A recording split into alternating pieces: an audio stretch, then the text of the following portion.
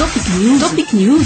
Avec Franck Ramarson, directeur de publication du groupe Ultima Media, comprenant les journaux Les Nouvelles, Darach et Courrier de Madagascar. Bonjour à tous et bienvenue dans Topic News. Bonjour Franck Ramarson. Bonjour Nicole et bonjour à tous nos auditeurs de ce matin.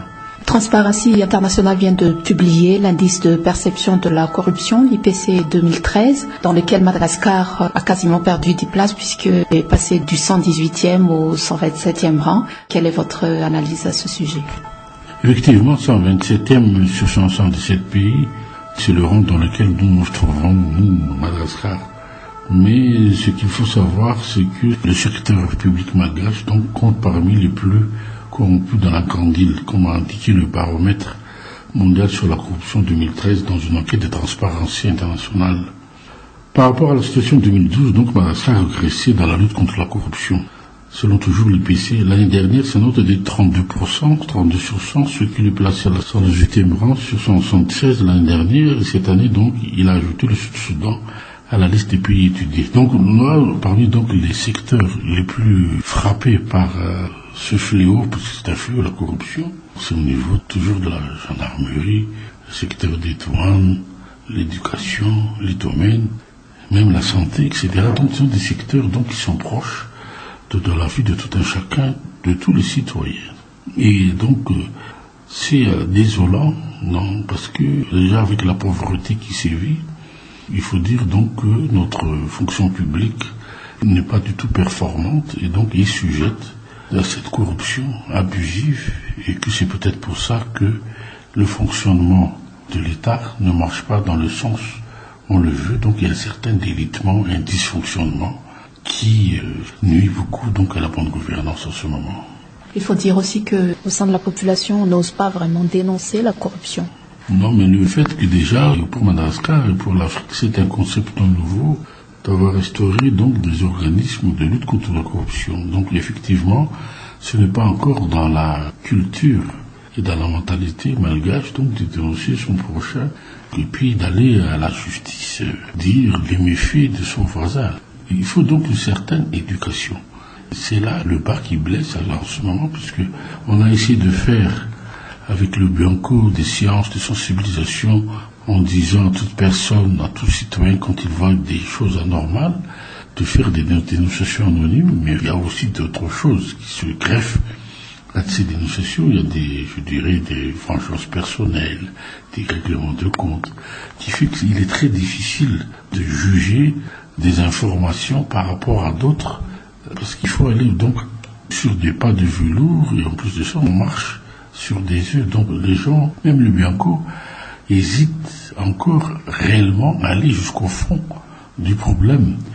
Même si le directeur général de Bianco dénonce l'existence de poursuites après leurs enquêtes. Et c'est là peut-être qu'il faudrait revoir aussi et demander à nos candidats, est-ce que l'impunité sévira toujours pour tous ceux qui enfreignent à la loi, pour tous ceux qui font de la corruption dans ce pays à très haut niveau, puisque jusqu'à présent, c'est encore toujours les sous-fifres, les petits, qui sont sanctionnés, mais alors que les gros bonnets, mais on sait qui ils sont, courent toujours dans les rues. Et c'est peut-être pour ça qu'il serait bon que des organismes de la société civile, comme il y en a en France, sur ce qu'on appelle les biens mal acquis, viennent maintenant, après cette période de transition, enquêter sur un certain nombre de richesses qui ne sont pas vraiment, qui ne sont pas justes et puis qui ne sont pas vraiment acquises dans la légalité, parce que on voit que et là il y a peut-être des enquêtes à faire au niveau du fisc, au niveau du train de vie de certaines personnes, puisque est-ce que leur salaire correspond à leur train de vie. Mais je sais ce que je veux dire ne plaise pas à beaucoup, mais c'est déjà ça qu'il faut déjà voir.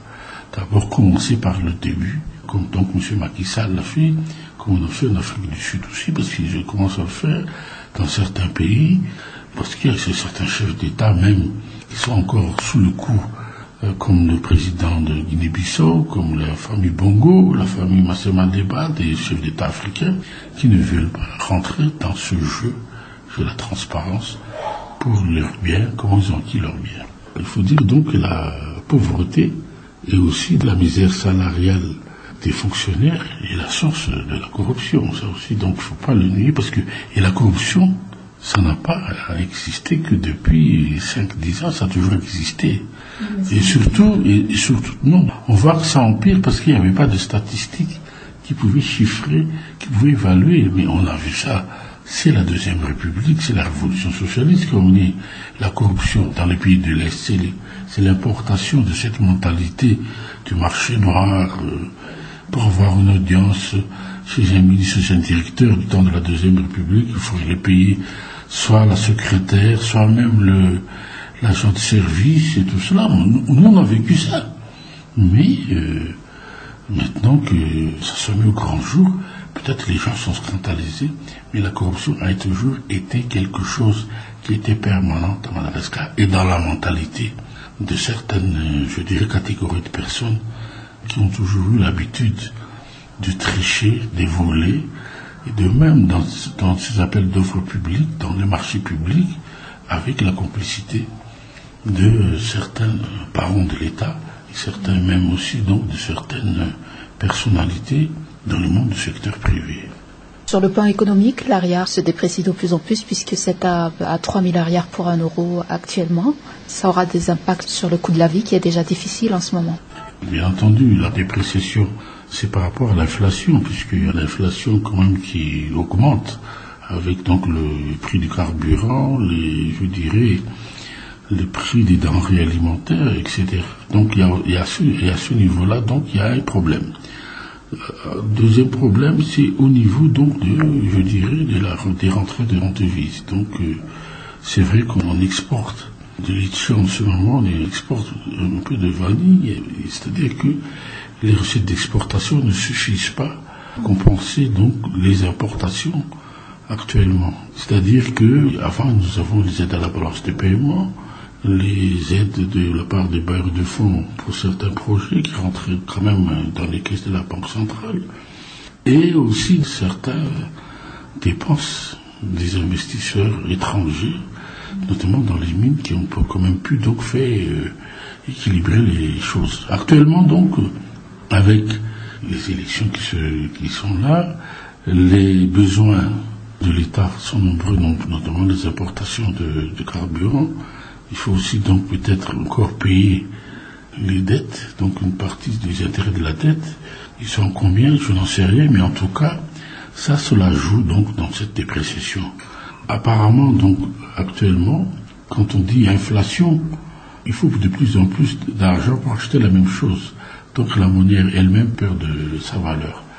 Donc ça, c'est encore plus visible dans nos relations internationales. Mais ce que je dirais actuellement, c'est qu'il y a une forte création de monnaie parce qu'on ne respecte plus les procédures de finances publiques. C'est-à-dire qu'il y a une certaine relation entre les avances de la Banque centrale au Trésor qui ne sont plus donc contrôlées. Parce que nous sommes en pleine période électorale, donc je ne sais pas s'il y a certaines... parce que c'est l'orthodoxie qu'il faut appliquer. Donc maintenant, on sent qu'avec cette création monétaire, il y a donc beaucoup plus d'argent qui circule, ce qui, en même temps, incite les entreprises, les ménages, et ceux qui sont dans le commerce aussi, à augmenter les prix. Donc dans ce cas-là, ça a des répercussions finalement sur la monnaie locale, parce qu'il y a surtout un déséquilibre qui s'effectue, et il ne faut pas l'oublier non plus. Cette dépréciation monétaire a des conséquences sur nos importations, parce que n'oublions pas que notre balance commerciale est déficitaire. C'est beaucoup plus d'importations, et que effectivement, là, il faudrait donc que l'on corrige donc cette politique à partir d'un gouvernement élu. Madagascar ferait partie l'année prochaine de pays qui seront bénéficiaires de l'aide de l'Union européenne. L'afflux d'aide venant de l'étranger pourrait avoir des impacts positifs sur la monnaie malgache. Les aides étrangères, les investissements étrangers en même temps, s'il y a une bonne politique du gouvernement élu, je pense qu'il y aurait une amélioration de la balance des paiements, une amélioration peut-être aussi donc du taux de change.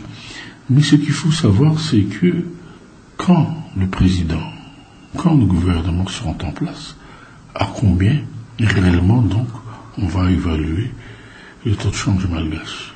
Est-ce que ce sera 3 000, 4 000, 5 000, puisqu'il faut donc une mesure de correction pour mettre l'économie malgache à niveau. C'est peut-être là qu'il faut demander à nos deux candidats quelle est leur politique demain, après-demain, puisque même cette politique est très importante pour l'avenir de Madagascar. Et je dirais à aujourd'hui que si on ne négocie pas dès maintenant avec les bailleurs de fonds, avec le club des amis de Madagascar, de secteurs, de domaines, par exemple le domaine de l'énergie, est-ce que vous allez accepter les bailleurs qu'on subventionne le prix de l'électricité, puisque c'est essentiel au bien-être du malgache?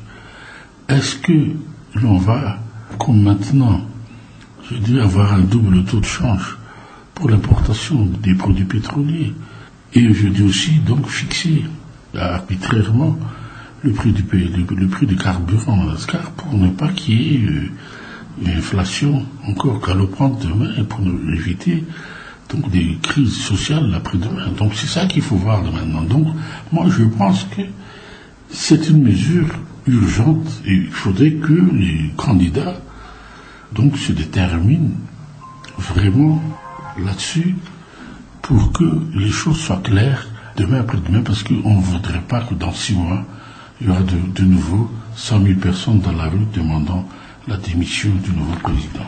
Merci à vous, Franck Emerson. Merci.